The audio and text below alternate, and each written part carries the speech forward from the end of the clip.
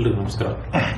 ಈ drug reaction ಅಂತ ಒಂದು ಕಂಡೀಷನ್ ಇದೆ. ಅಂದ್ರೆ ಯಾವುದಾದ್ರೂ ವ್ಯಕ್ತಿ ಅಡ್ಮಿಟ್ ಆದಾಗ ಇಂಜೆಕ್ಷನ್ ಕೊಡ್ತಕ್ಕಂಥ ಒಂದು ಟೈಮಲ್ಲಿ ಅಥವಾ ಮನೆಗೆ ಕೆಲವೊಂದು ಮಾತ್ರೆಗಳನ್ನ ಕೊಟ್ಟಿರ್ತೀವಿ, ಎಸ್ಪೆಷಲಿ ಆಂಟಿಬಯೋಟಿಕ್ ಅಥವಾ ಪೇನ್ ಕಿಲ್ಲರ್ ಮಾತ್ರೆಗಳಿಗೆ ಕೆಲವೊಬ್ಬರಿಗೆ ಡ್ರಗ್ ರಿಯಾಕ್ಷನ್ ಆಗ್ತಕ್ಕಂಥ ಚಾನ್ಸಸ್ ಭಾಳ.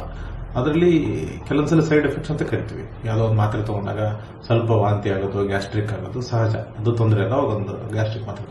ಆದರೆ ಮಾತ್ರೆಯ ಅಡ್ವರ್ಸ್ ರಿಯಾಕ್ಷನ್ ಅಂತ ಇರುತ್ತೆ. ಅಂದರೆ ಕೈ ಮೇಲೆ ಬೊಬ್ಬೆ ಬರೋದು, ಮೈ ಊತ ಬರೋದು, ಮೈ ಕಡ್ತಾ ಬರೋದು, ಒಬ್ಬೊಬ್ಬರಿಗೆ ಉಸಿರಾಟ ತೊಂದರೆ ಬರೋದು, ಗಂಟ್ಲು ಬಿಗ್ತಾ ಆಗೋದು ಅಥವಾ ಎದೆ ಬಿಗಿಯಾದಂಥ ಅನುಭವ ಆಗೋದು, ವಾಂತಿ ಆಗೋದು, ತಲೆ ಸುತ್ತೋದು, ಇವು ಡ್ರಗ್ ರಿಯಾಕ್ಷನ್ಸ್.